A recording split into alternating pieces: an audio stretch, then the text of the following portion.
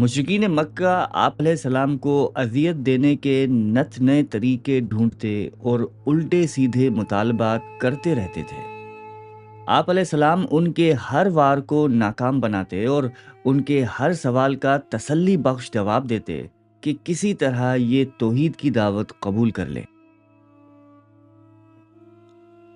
ہجرت سے 5 سال پہلے کی بات ہے کہ کفار کے سرداروں کا ایک ٹولہ آپ علیہ السلام کی خدمت میں حاضر ہوا اور عرض کیا کہ آپ ہمیں اپنی نبوت کی کوئی نشانی دکھائیں تو ہم آپ پر ایمان لے آئیں گے۔ ابھی سرور کونین صلی اللہ علیہ وآلہ وسلم کوئی جواب بھی نہ دے پائے تھے کہ حضرت جبرائیل علیہ السلام حاضر ہوئے اور عرض کیا کہ اے محمد، آپ لوگوں سے کہہ دیجئے کہ اس وقت یہ لوگ چلے جائیں اور دوبارہ فلاں رات کو آ جائیں، تو اس رات کو وہ ایسی نشانی دیکھیں گے جسے دیکھ کر انہیں آپ کی سچائی کا قائل ہونا ہی پڑے گا۔ چنانچہ آپ علیہ السلام نے ان لوگوں سے یہی بات فرما دی۔ اس روز وہ سب واپس چلے گئے، لیکن مقررہ کردہ رات وہ سب پھر آپ علیہ السلام کی خدمت میں حاضر ہوئے اور اپنا سابقہ مطالبہ دہرایا۔ اس رات آپ علیہ السلام منا میں تشریف فرما تھے۔ قمری مہینے کی 14ویں شب تھی۔ چاندنی رات کا مکمل چاند پورے آب و تاب کے ساتھ آسمان کائنات پر نمودار ہوا۔ حضرت انس بن مالک نے بیان کیا کہ کفار مکہ نے نبی اکرم صلی اللہ علیہ وآلہ وسلم سے کسی نشانی کا مطالبہ کیا تو آپ علیہ السلام نے انہیں چاند کے 2 ٹکڑے کر کے دکھا دیے، یہاں تک کہ انہوں نے ہرا پہاڑ کو ان دونوں ٹکڑوں کے بیچ میں دیکھا۔ حضرت عبداللہ بن مسعود رضی اللہ تعالیٰ عنہ سے روایت ہے کہ جس وقت چاند کے 2 ٹکڑے ہوئے تو ہم نبی اکرم صلی اللہ علیہ وآلہ وسلم کے ساتھ منا کے میدان میں موجود تھے۔ آپ علیہ السلام نے اس وقت فرمایا کہ لوگوں، گواہ رہو، اور چاند کا ایک ٹکڑا دوسرے سے الگ ہو کر پہاڑ کی دوسری طرف چلا گیا۔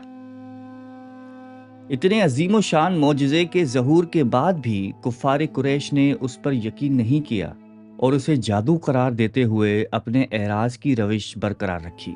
ان کی اس ہٹ دھرمی پر اس سورہ مبارکہ میں انہیں ملامت کی گئی ہے۔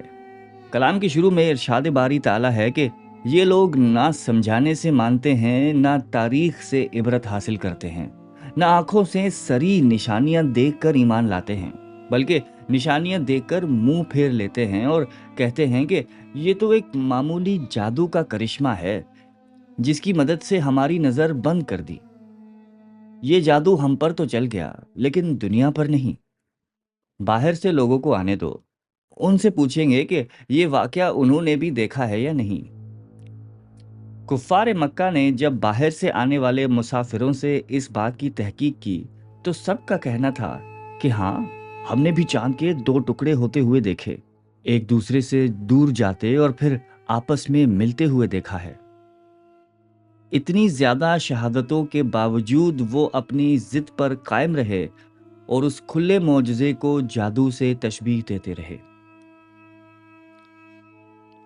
سورہ قمر کی ابتدا ہی اللہ تعالیٰ نے معجزہ شق قمر کو قرب قیامت کی نشانی بتا کر کی ہے۔ حضرت انس اور حضرت ابو ہریرہ رضی اللہ تعالیٰ عنہم سے روایت ہے کہ آپ علیہ السلام نے فرمایا کہ میرا دنیا میں آنا اور قیامت اس طرح ملے ہوئے ہیں جیسے ہاتھ کی 2 انگلیاں۔ مکہ مکرمہ میں باہر سے آنے والے مسافروں کی شہادت اور تصدیق کے باوجود ایک طبقہ ایسا بھی تھا جو اپنے شبے کا اظہار تو کرتا رہا، لیکن آج تک کسی عقلی دلیل سے شق قمر کا محال اور ناممکن ہونا ثابت نہ کر سکا۔ ایک شبہ یہ بھی کیا جاتا رہا کہ اگر ایسا عظیم الشان واقعہ پیش آیا ہوتا تو پوری دنیا کی تاریخ میں اس کا ذکر ہوتا، مگر سوچنے کی بات یہ ہے کہ یہ واقعہ مکہ معظمہ میں رات کے وقت پیش آیا۔ اس وقت بہت سے ممالک میں دن ہوگا، وہاں اس واقعے کی نمایاں اور ظاہر ہونے کا سوال ہی پیدا نہیں ہوتا، اور بعض ممالک میں نصف شب اور آخری شب میں ہوگا، جس وقت عام دنیا سوتی ہے اور جاگنے والے بھی تو ہر وقت چاند کو نہیں تکتے رہتے۔ زمین پر پھیلی چاندنی میں اس کے 2 ٹکڑے ہونے سے کوئی خاص فرق نہیں پڑتا جس کی وجہ سے کسی کی توجہ اس طرف جاتی۔ پھر یہ تھوڑی سی دیر کا قصہ ہے۔ روزمرہ میں دیکھا جاتا ہے کہ کسی ملک میں چاند گرہن ہوتا ہے، لیکن پہلے سے ہی اس کی اطلاع ہونے کی باوجود ہزاروں لاکھوں افراد اس سے بالکل بے خبر رہتے ہیں اور انہیں کچھ پتہ ہی نہیں چلتا۔ تو کیا اس کی یہ دلیل بنائی جا سکتی ہے کہ چاند گرہن ہوا ہی نہیں؟ اس لیے دنیا کی عام تاریخوں میں مذکور نہ ہونے کی وجہ سے اس واقعے کی تکذیب ہرگز نہیں ہو سکتی۔ اس کے علاوہ ہندوستان کے مشہور مستند تاریخ فرشتہ میں اس کا ذکر موجود ہے کہ ہندوستان میں مہاراجہ مالابار نے یہ واقعہ بچشم خود دیکھا اور اسے اپنے روز نامچے میں لکھوایا، اور یہی واقعہ اس کے مسلمان ہونے کا سبب بنا۔ تاریخ فرشتہ کے مصنف ملا محمد قاسم تحریر کرتے ہیں کہ 3 صدی ہجری کے شروع میں کچھ عرب تاجر سمندر کے راستے کشتی پر سری لنکا جا رہے تھے کہ راستے میں شدید طوفان کی وجہ سے راستہ بھول کر جزائر مالابار جا پہنچے۔ اس زمانے میں وہاں کا حاکم سامری نام کا ایک شخص تھا۔ اسے اپنے علاقے میں مسلمانوں کے آنے کا علم ہوا۔ سامری نے مسلمانوں کے متعلق یہودی اور عیسائی سیاحوں اور تاجروں سے سن رکھا تھا، چنانچہ اس نے انہیں بلا کر اور اسلام کے متعلق جاننے کی خواہش ظاہر کی۔ مسلمانوں نے پہلے اسلامی تعلیمات اور پھر پیغمبر اسلام صلی اللہ علیہ وآلہ وسلم سے متعلق تفصیلاً بتایا۔ ساتھ ہی آپ علیہ السلام کے معجزات کا بھی ذکر کیا۔ دوران گفتگو واقعہ شق قمر کا بھی ذکر آیا، جسے سن کر بادشاہ نے کہا کہ ذرا ٹھہرو، ہم تمہاری صداقت کا ابھی امتحان لیتے ہیں۔ ہماری بادشاہت کا یہ دستور ہے کہ دنیا میں جو بھی اہم واقعہ پیش آتا ہے ہم اسے تحریر کروا کر شاہی خزانے میں محفوظ کروا دیتے ہیں۔ چنانچہ اس نے فوری طور پر اس سال کا پرانا رجسٹر طلب کروایا۔ اس کے مصاحب ورق گردانی میں مصروف ہو گئے۔ جس تاریخ کو شق قمر ہوا تھا وہ پورا واقعہ تفصیل کے ساتھ رجسٹر میں درج تھا۔ چنانچہ سامری مسلمان ہو گیا اور اپنا تخت و تاج چھوڑ کر مسلمانوں کے ساتھ عرب چلا گیا۔